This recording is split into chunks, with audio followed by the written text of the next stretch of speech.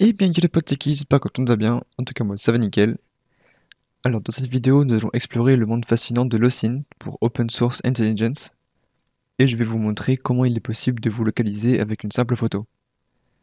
Mais avant de plonger dans le détail, on va commencer par comprendre qu'est-ce que c'est l'OSINT. Alors, du coup, l'OSINT, c'est une discipline qui consiste à collecter, analyser et utiliser des informations provenant de sources ouvertes, accessibles au public, donc par exemple sur Internet. Alors ça peut inclure des données provenant de médias sociaux, de forums, de sources gouvernementales, de sites web publics et bien plus encore. Il s'agit d'un domaine essentiel pour la sécurité en ligne et la recherche d'informations.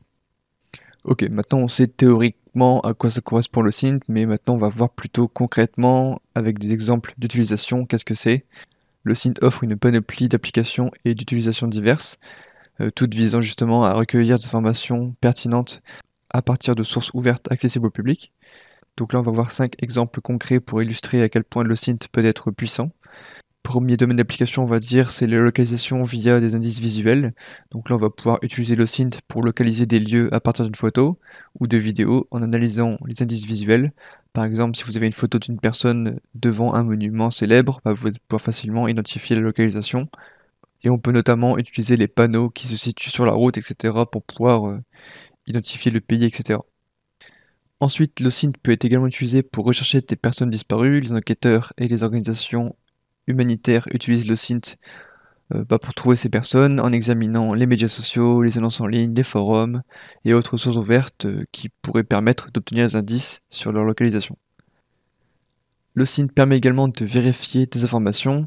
En ce moment, on a beaucoup de fausses informations qui circulent. Pour le coup, l'OSINT permet de vérifier la crédibilité de ces informations-là. Les journalistes et les chercheurs d'informations peuvent recouper des données provenant de sources ouvertes pour s'assurer de leur exactitude. Le SIN peut également être utilisé pour la protection de la réputation en ligne. Des individus ou des entreprises utilisent le SIN pour surveiller leur propre réputation en ligne et du coup répondre rapidement aux commentaires négatifs ou aux crises de réputation qui pourraient circuler à leur sujet. C'est également utilisé lors des enquêtes criminelles. Les forces de l'ordre utilisent le SIN pour collecter des preuves numériques, suivre les activités de suspects et résoudre des affaires criminelles en ligne. Bon là, j'espère que c'est un peu plus clair. On a eu quelques cas pratiques d'utilisation de l'OSINT. Maintenant, on va faire une démonstration justement dans laquelle on va pouvoir voir comment concrètement on peut localiser quelqu'un grâce à une photo. Alors donc là pour le coup, je vais utiliser un site web.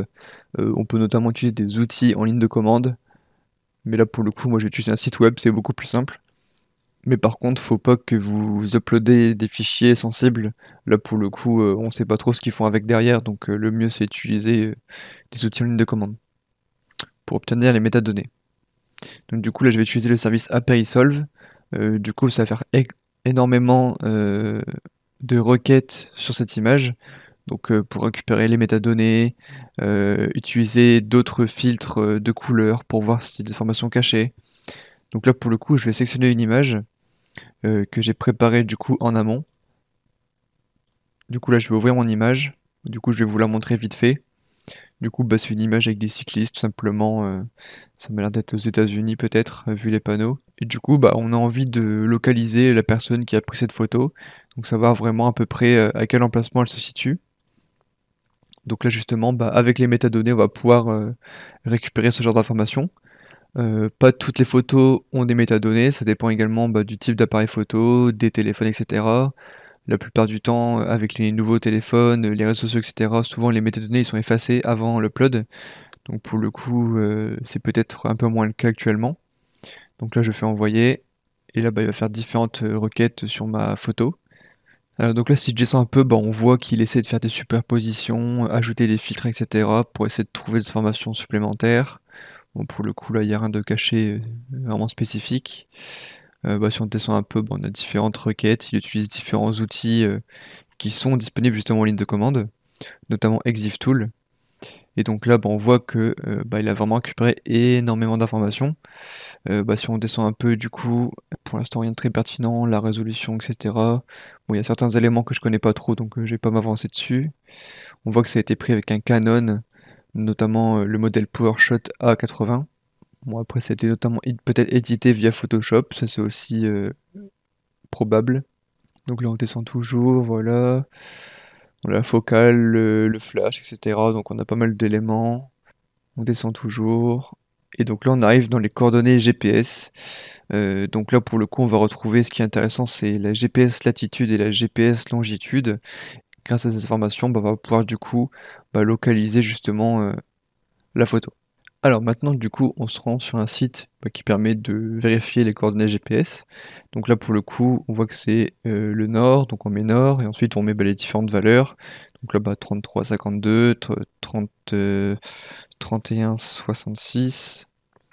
Après, c'est ouest, donc on met haut, 116, 18, et après, c'est 5.83. Donc voilà, on fait obtenir l'adresse. Donc là, on a une adresse qui a été donnée, et là, on voit qu'on a un point sur la carte. Donc là, on voit que c'est bien aux États-Unis, c'est notamment en Californie. Ce qu'on peut faire, c'est qu'on peut récupérer la latitude et la longitude en grand format, aller sur Google Maps et puis le coller. Donc là, je fais la recherche, et là, on m'indique directement que c'est sur une route ici. On va se placer dessus. Donc là, on se retrouve en plein milieu d'une route. Et donc là, on voit que ça correspond pas mal à notre photo. Alors, si je prends la photo et que je la mets à côté, donc là on est bien sur une route, on a un panneau speed limit 55 qui est juste là-bas, on est peut-être un peu décalé, après peut-être que j'ai pas été précis sur les coordonnées, mais en gros, si je me recule un peu, du coup on a à peu près 7 photos. Euh, donc après l'angle de vue est pas tout à fait le même. Là la personne se situe sur le côté gauche de la route, donc j'ai pas tout à fait le même angle de vue. Là, les poteaux ils sont un peu moins alignés que sur la photo. Mais en gros c'est ça, donc la forme des montagnes est bien la même. Après c'est un peu zoomé peut-être, si j'essaye de reproduire un peu la photo. Ouais c'est quasiment ça quoi. On a quasiment la même chose, la forme des montagnes correspond bien, etc. Donc on a bien réussi à localiser l'emplacement où était prise la photo. Et du coup si on veut faire ça en mode hors ligne, on peut du coup installer EXIF Tool. Donc là je viens juste de l'installer, et j'ai placé l'image sur mon bureau. Donc là, je peux peut-être copier le chemin en faisant glisser. Ouais. Et du coup, si je fais exif tool, espace, le nom du fichier, enfin en l'occurrence le chemin et le nom du fichier, là du coup, il va me donner les différentes informations. Bon, là, c'est peut-être un peu plus clair que sur le site. Au moins, on a directement tous les champs. Bon, c'est un peu moins précis peut-être qu'à Perisolve, mais en l'occurrence, on a ce qu'il nous faut. Et du coup, on retrouve plus bas la GPS latitude et la GPS longitude. Donc ça revient un peu au même que Peristalve. Sauf que là, on est en mode en ligne et ça évite d'upload des fichiers sensibles directement sur Internet. Là, on peut directement consulter les métadonnées en ligne. Windows, il peut également montrer dans son explorateur de fichiers les métadonnées. Si on fait un clic droit, propriété, puis détail, là, du coup, on a différentes informations. Bon, bien sûr, on n'a pas la totalité, mais on retrouve également les coordonnées GPS. Alors du coup, maintenant, on va voir comment supprimer ces métadonnées d'un fichier. En l'occurrence, moi, je vais faire sous Linux.